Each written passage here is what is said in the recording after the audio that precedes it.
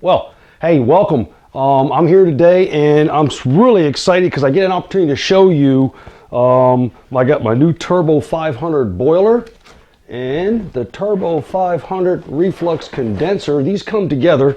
We sell these in the shop. But today what we're going to do is we're going to run through a batch and I'm going to show you how this thing operates and how simple it is. And I've actually saved you a lot of the trouble I've taken. The boiler comes complete from here down inside the large box, and then the column condenser from here up with all the attachments comes in this box. They've got an easy set of instructions for assembly, so it's almost intuitive. I'm not going to go through the step-by-step of how to place this on top of the lid and screw the nut in the bottom of it, and then add the rashing rings and the copper saddles. It's all intuitive. They all go inside this column. But what's really interesting is they've color-coded the hoses. You've got a red hose, and this is going to be for the hot discharge water, which will come from this side. You've got a blue hose, is the cold water going in, and I've got this one already attached to my tap with a small needle valve so I can control the water flow. There's another small tube that goes on the very top, and really that's it, with the exception of the thermometer that's going to go right here, and that attaches right to that condenser, and your small probe goes inside the hole so it tracks the temperature. So what I'm going to do now is I'll be with you in just a second. I'm going to fill this up, get it turned on, we're going to get it going, and maybe we'll talk just a little bit about how it operates. Here we are. I'll be with you in just a moment. Really excited. I've got it all set up, it's plugged in, it's working. I've got 5 gallons that I placed inside here. Here you see the max fill line on the outside. You can see that better from the inside, but I filled it all the way up. It took an entire 5 gallons, and I've still got some more room left, so it's below that max fill line. So it'll probably hold a good 6 gallons. So it's perfect. It's a perfect size for just an average mash that you make, which is normally a 5-gallon batch. So what I've done now is I've got it set up, and I'm waiting for it to heat up. I'll let you know how long that takes. What we did do is we did run a test. I've got a graduated cylinder, and I turned the water on with my needle valve, and I already adjusted that. And what I did was I started a timer. And according to the instructions, you want this to run, the flow to run only up to 500 milliliters per minute. And that's actually going to be like 2 cups, a pint and a couple of ounces. So if it almost fills this beaker up in a minute.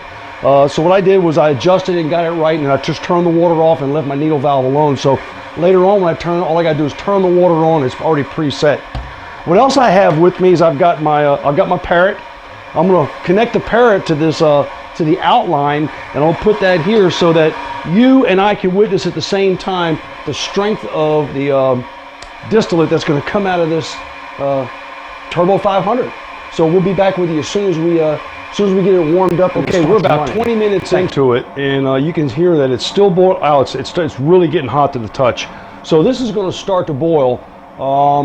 I've got my lines hooked up. It looks a little chaotic, but it really is very simple. You know, with the blue being the cold water in, red being the hot water that's going to come out. And I've got, this is where the distillate's going to come out. And I've got this tube set here because I'm going to connect it to my parrot so I can check the alcohol content the whole time that it's brewing. Now this is a removable digital thermometer, and I've got it set on centigrade, and we're shooting for 55 to 60 degrees centigrade, but we can also adjust that. We can turn this thing and make it go Fahrenheit just as easy. So don't worry about that. There's not a whole lot to memorize. Just follow the instructions. Yep. And you're on your way. Here we go. I thought I'd get you a couple of close-ups before we move on. You see, this is a boil kettle. This is it's going. This is a small spout for. You can use this to empty it when you're all finished. But you look up, and there's your stack, and you can see up there the red hose that connects the condenser to the stack. There's your digital thermometer, and you'll see how those go in. This is nothing more than a thermocouple, and it's a sensor. It's digital. It goes right into this digital thermometer. This is going to be the hot water out. This one is your cold water in. This is where your distillate's going to come out. So we're waiting patiently, and that's going to run down, and we're going to run that right into the end of that parrot, and from that parrot into that 1-gallon jug. And there you can see the needle valve, and the needle valve operates real easily. You know, you get the water turned on, and then it's nothing more merely than just left for increase and right for decrease. But this thing is really sensitive, so you have to play with that for a while to get it just right. Well, here we are. We'll be back.